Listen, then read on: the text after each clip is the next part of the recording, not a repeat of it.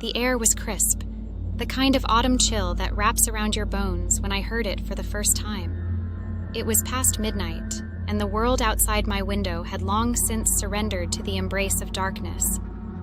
Amelia, my little bundle of joy, was asleep in her nursery, a baby monitor, my vigilant sentinel. It was then, in the depth of that silence, that a voice, so eerily familiar, yet impossibly real, drifted through the static of the monitor. "Maria, my dear Maria," it cooed, a voice that had once been my comfort, my guide, my mother's voice, a sound I hadn't heard outside of dreams since cancer cruelly claimed her from us 5 years ago. My heart stopped.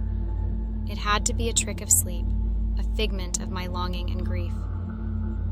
I rose, compelled by a mixture of fear and an aching hope, and padded softly to Amelia's room. The door creaked as it always did, a sound that now seemed ominous. I peered inside, half expecting to find shadows come to life. But there was only Amelia, peaceful and unaware, her chest rising and falling with each breath.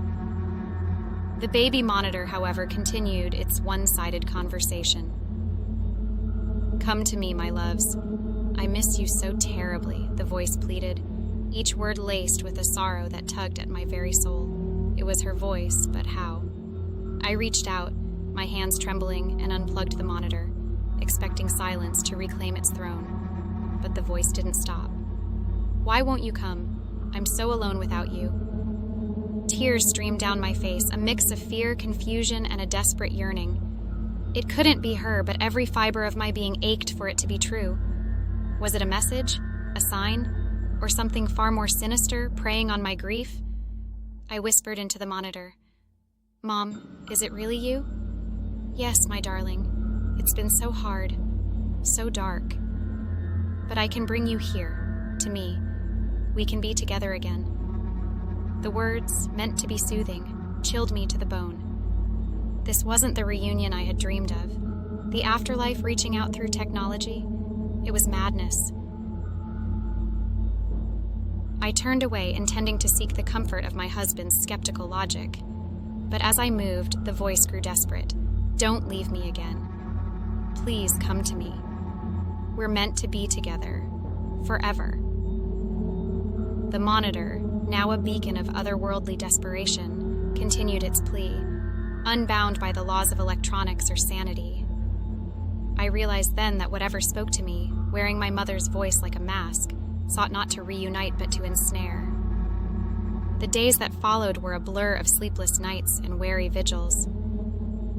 I dared not use the baby monitor again, instead relying on the ancient method of keeping Amelia close, always within sight or touch. I sought answers, delving into forums of the paranormal, speaking to mediums, anyone who might shed light on this darkness. The consensus was chillingly clear.